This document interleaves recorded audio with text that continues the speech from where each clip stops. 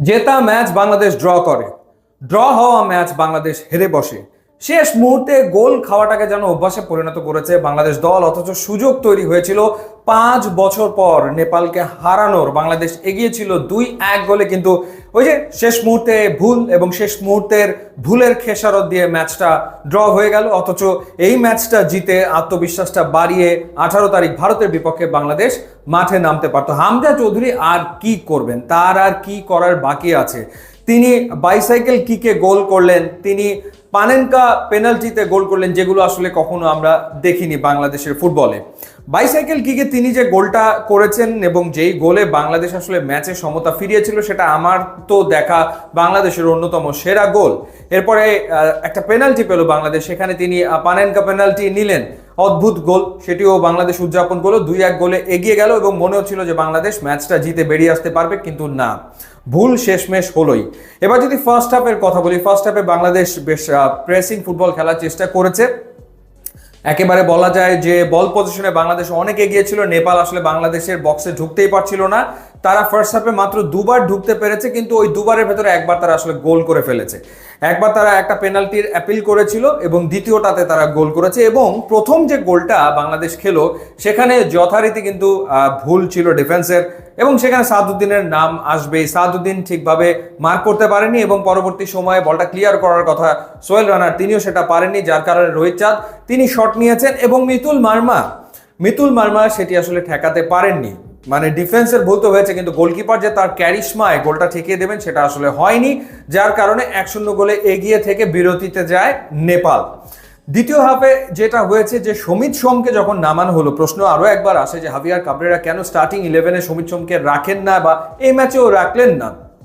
সমিত সোম ক্লাবের হয়ে লাস্ট ম্যাচটা খেলেছেন -ডিগ্রিতে, বরফের ভিতরে খেলা হয়েছিল কাভালরি এফসির, সেই কারণে মানিয়ে নিতে সময় লাগছে কিনা কে জানে। যাই হোক, সেকেন্ড হাফে সমিত সোম নামার পরেই কিন্তু বাংলাদেশের খেলার ধরন পুরোপুরি পাল্টে যায় এবং কাবরেরা যে গোলটা করেছেন সেই গোলের সূচনাটা কিন্তু সমিত সোমের পা থেকে আসলে লেফট ফ্ল্যাঙ্ক থেকে এসছে। পরবর্তী সময় জামাল ভুঁইয়ার মাধ্যমে বলটা গিয়েছে হামজা চৌধুরীর কাছে এবং তারপরে সে অবিস্মরণীয় গোল, অর্থাৎ বাইসাইকেল কিকে, মানে যতবার আপনি দেখবেন ততবার আপনার ভালো লাগবে, আপনার মন ভরে যাবে, এরকম একটা গোল হামজা চৌধুরী করলেন। হামজা চৌধুরী এই নিয়ে বাংলাদেশের জার্সিতে 5টা ম্যাচ খেললেন এবং 5 ম্যাচে তিনি গোল করে ফেললেন 4টা।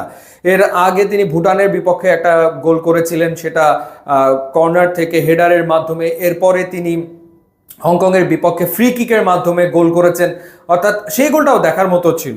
সো হামজা চৌধুরী গোল করছেন, 5 ম্যাচে 4 গোল তিনি করে ফেলছেন, যেটা আসলে তার তো কাজ না। মানে ক্লাব ফুটবলে তো তিনি ওই পজিশনে খেলেন না, তিনি ডিফেন্সিভ মিডে খেলেন বা রাইট ব্যাকে খেলেন, তো সেই জায়গাটাতে বা লেফট ব্যাকে খেলেন, তো সেই জায়গাটাতে তিনি আসলে ওপরে উঠে আসছেন দলের প্রয়োজনে, কারণ কেউ গোল করতে তো পারছে না।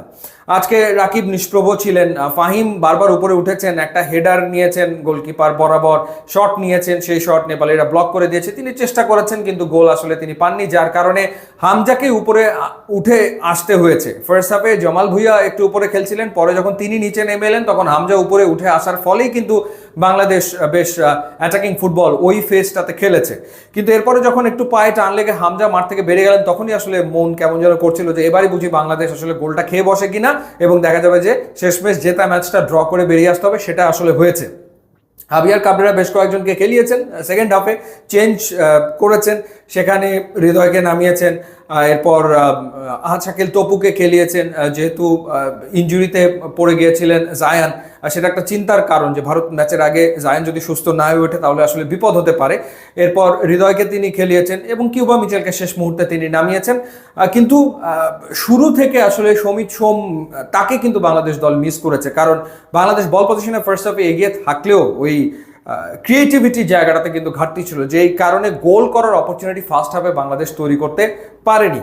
তো যাই হোক, নেপালের সাথে বাংলাদেশ সবশেষ যে 6টা ম্যাচ খেললো, সেই 6টা ম্যাচের যে 7টা ম্যাচ খেললো, সেই 7 ম্যাচের ভেতরে 5টা ড্র, 2টা বাংলাদেশ